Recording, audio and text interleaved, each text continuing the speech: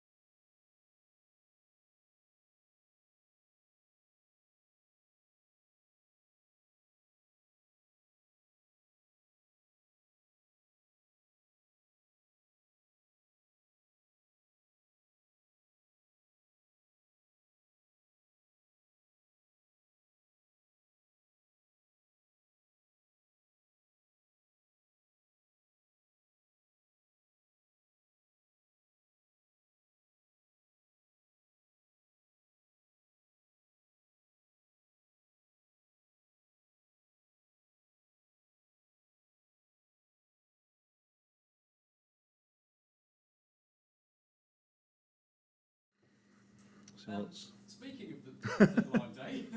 Yeah? um, Oh. Speaking of the deadline day, how was it for you in the end? Were you a little frustrated, or were you happy with the business you've done? What was your deadline day experience like? Well, we'd talked about doing business early, and the potential targets that we had late in the window were not doable. So, it's just a case of moving on. And as I said to you before, I'd rather not be involved in really late deals for lots of reasons. But sometimes you can't avoid that if the person that you're looking to get through the door is the only way of doing it is late on. But it's pretty clear early in the day that we wouldn't be able to achieve the targets that we potentially were looking at. So move on. I don't see really much point in just for the sake of it adding, just to add to the clamour, if you like. The business you did in January as a whole, though, you said to me before you wanted a few more goals in the team, you wanted some more Premier League experience. Yeah. You've got that, haven't you? I'm pleased with the with Mark Schwarzer, Robert Huth coming in as well. Experience, and then of course, hopefully Andre will be able to fulfil his potential with us. So, it was important that we brought some quality in if we could, and we feel that we've added to what we've already got, and that is what I mean by obviously numbers wise we've added, but we've also, I think, complemented what we've already got, and that was always going to be the aim. What does Robert Huth bring to you? Obviously you can't play this weekend, he's got no game banned still. Yeah. What does he bring more than just experience? Well, Premier League experience and a lot of know-how. He's had a pretty successful career, and I think going into the latter part, stages of the season, I think though experience is going to be important for us. With Matthew Upson back from injury as well, you've got quite a lot of options there. We have. People clamouring for 2 places. Really. Well, unless we decide to pick 3. Of course. But no, it's nice to have those extra options, and I think for those players to be available now is is good for us. I'd rather have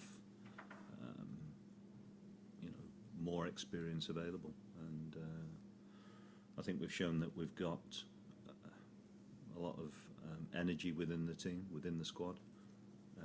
Sometimes you need that added Premier League know-how, and hopefully the players that we've brought in will give us that.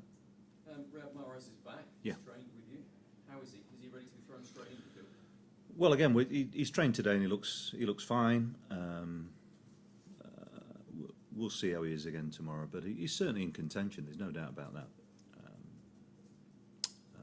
I think after last week, Michael Brighton is also pushing very hard for a starting place, and you know, we've got a few options, and that's good for us. So you know, all in all, we've got a pretty available squad, which is on the one hand very nice to have, but of course what it means is you're going to have one or two players disappointed as well. But they're going to have to deal with that, because the important thing for us is the fact that we still have our future in our own hands, and we've got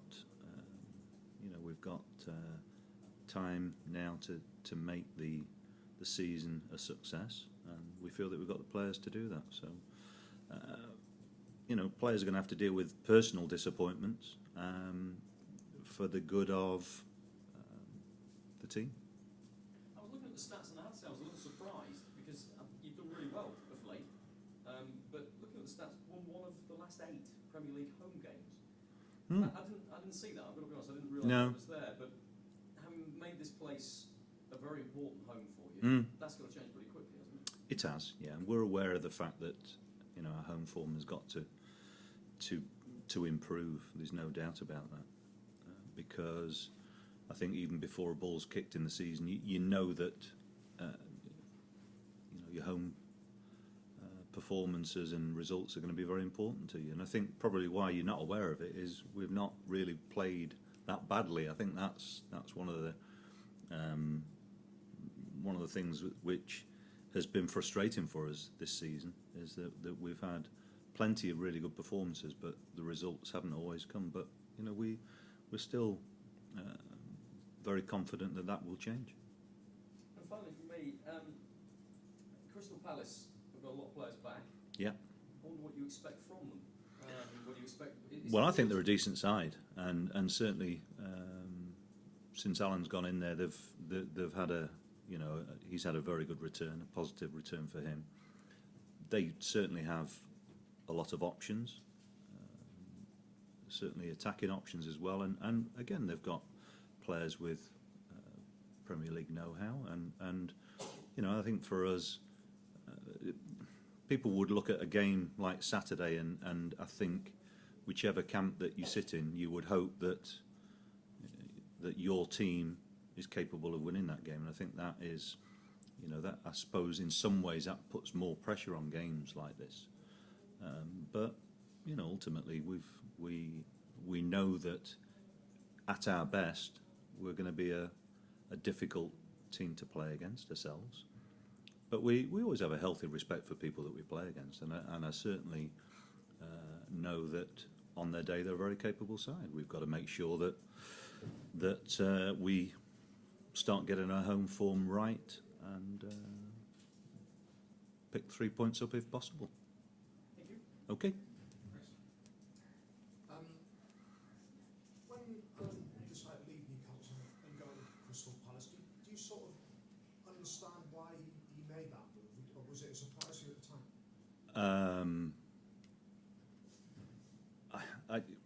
I mean, it would be, on the face of it, I think most people would possibly raise an eyebrow, but I think, you know, we don't know what's gone on behind the scenes at Newcastle, and ultimately people make decisions based on what they feel is right themselves, and you know, it's not for me to question Alan's decision in his own career path. I don't know exactly the sort of situation he was having to deal with at Newcastle, but certainly he's gone back to Palace, where he's very well respected, and you know, I think he's a good fit for the club. Certainly seems for Newcastle they're going to go down a head coach type route, aren't they? So perhaps maybe he wanted the old school managerial position. I think you need to be careful that you don't pigeonhole people too readily. I think you'd be amazed how many people would change their roles to get a job in the first place. So I'm not, you know, there seems to be a move towards that sort of a management structure, but you've got to be careful what you wish for sometimes, and it's about recruiting the right person for your football club, whatever that is. You know, and clubs do it differently, and I don't think there's any right way or a wrong way. I think it's I get a bit frustrated when it seems to be, if you like, fashionable to work in a certain way, but it's certain. I think the job's too big now for the old structure of a manager being in total control. I don't think that's been the case, or isn't the case these days anyway.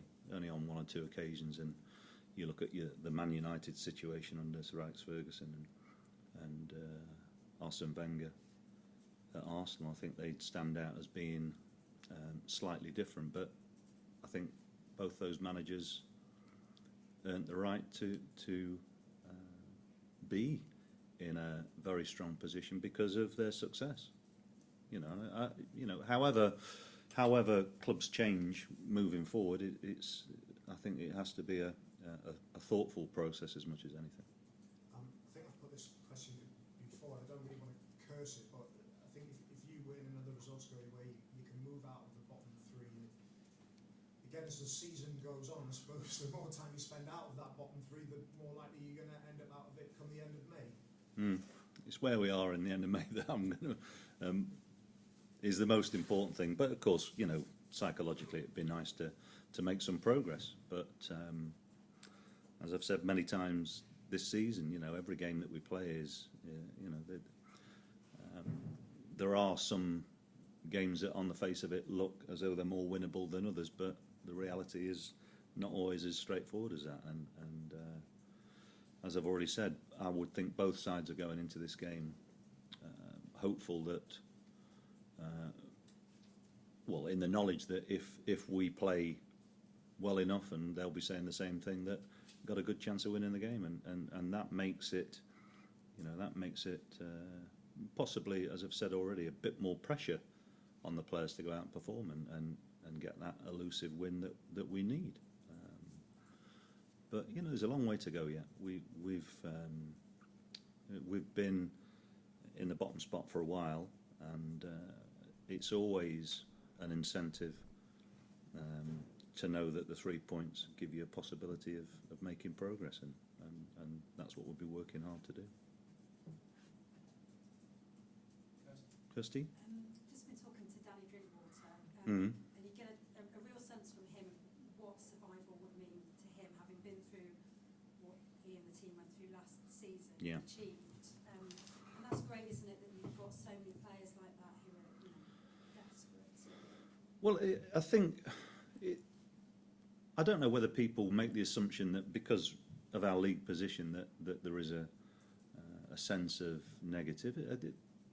There isn't that at all. And whenever you're at the training ground or you see the players train or play, you know, there is a freedom to their, you know, they don't play with any anxiety or fear, which is always going to be important for us because, you know, from on the back of last season's success this year, relatively speaking, is a totally different animal. But we've got to make sure that our performances give us that best chance. And I've had belief, and the players have had belief in themselves all season. So you know, we've got to try and keep a lid on possibly how expectations and how the perception is from the outside as the season progresses. But what you can't do at any point is be relaxed. Be relaxed. We've still got catching up to do. We've got to, while we're not winning games frequently enough, we've got to try and stay in contact, and we've managed to do that. But the pressure is always on us to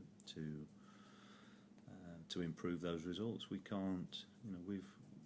We've probably exhausted our margin of error with such a bad run before Christmas. But the reality is we are in the situation that we're in. But there is a strong belief within the camp that we can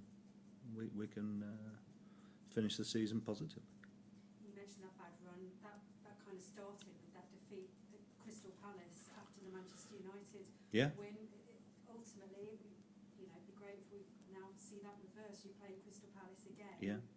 Well, as a game, it was a very tight game. It was won and lost by 2 set plays.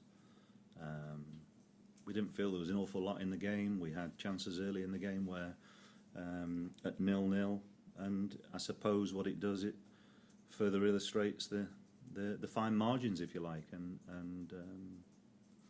so we want to sort of rectify that, if that's the term that needs to be used.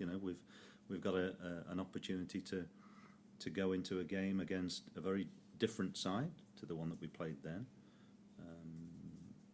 Not just, they've added players to the squad, but I think Alan's sort of changed the playing style a wee bit as well.